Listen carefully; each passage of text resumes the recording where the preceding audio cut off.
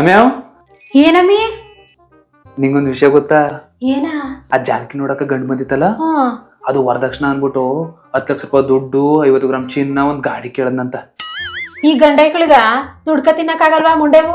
ವರದಕ್ಷಿಣೆ ಇಸ್ಕೊಂಡು ಮೀಸ ಹೊತ್ಕೊಂಡ್ ನಾವ್ ಗಂಡ್ಸು ಅಂತ ತಿರ್ಗಾಡ್ತವ ನಾಚಿಕೆ ಇಲ್ದೆ. ಆ ಪಾರ್ಟಿ ಕಾನೂನು ಬಂದ್ರು ಈ ವರದಕ್ಷಿಣ ನನ್ ಮಾತ್ರ ನಿಲ್ಲಿಲ್ಲ ನೋಡು. ಆ ಕಾಲದಿಂದನೂ ಹಂಗೆ ಬಂದದ. ಇವಾಗ ನಾವ್ ಬದಲಾಯ್ಸಕದ್ದ ತಕ.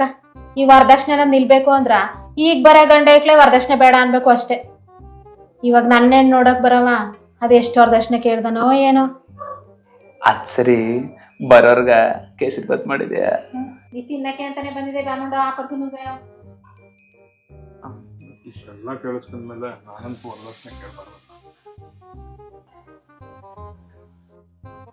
ನಮ್ ಹುಡುಗಿ ನಿಮ್ಗೆ ಇಷ್ಟ ಆದ್ಲ? ನಿಮ್ ಹುಡುಗಿ ತುಂಬಾ ಇಷ್ಟ ಆಯ್ತು. ಕೊಡೋದು ತಕೊಳ್ಳೋದು ಏನಾರ ಇದ್ರೆ? ಇಲ್ಲ ಇಲ್ಲ, ನಾವು ವರದಕ್ಷಿಣೆ ಎಲ್ಲ ಏನು ತಗೊಳಲ್ಲ. ಒಂದ್ ಸಿಂಪಲ್ ಆಗಿ ಒಂದ್ ದೇವಸ್ಥಾನದಲ್ಲಿ ಮದುವೆ ಮಾಡ್ಕೊಟ್ರು ಸಾಕು. ನಿಮ್ ಹುಡುಗಿಗೆ ಇಷ್ಟ ಆದ್ರೆ ಕೇಳ್ಬಿಟ್ಟು ಒಂದ್ ಫೋನ್ ಮಾಡಿ, ನಾನು ಬರ್ತೀನಿ. ಸರಿ, ಹೋಗ್ಬಿಟ್ಟು ಬನ್ನಿ.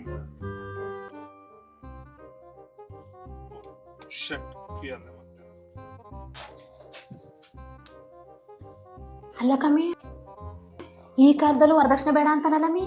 ಅವ್ನು ವರದಕ್ಷಿಣೆ ಬೇಡ ಅಂತ ನಂತರ ಅವ್ನಿಗೇನು ಕಾಯಿಲೆ ಇರ್ಬೇಕು ಅಂತ ಹುಡುಕ್ ಮುದೇವಿನ ತಕಮ್ಯ. ಅವ್ನಿಗೇನಾದ್ರು 2-3 ಮದುವೆ ಆಗಿರಿ ಏನ್ ಮಾಡ? ಅಯ್ಯೋ ಬಡ್ಡೆತ್ತವ ಹುಡುಗ ವರದಕ್ಷಿಣೆ ಕೇಳಿದ್ರು ತಪ್ಪು, ಕೇಳಲಿಲ್ಲ ಅಂದ್ರೆ ಕತೆಗಳು ಕಟ್ತೀರಾ. ನನಗ್ ಮದ್ವೆನೇ ಬೇಡ, ನಾನು ಸಿಂಗಲ್ ಆಗೇ ಇರ್ತೀನಿ.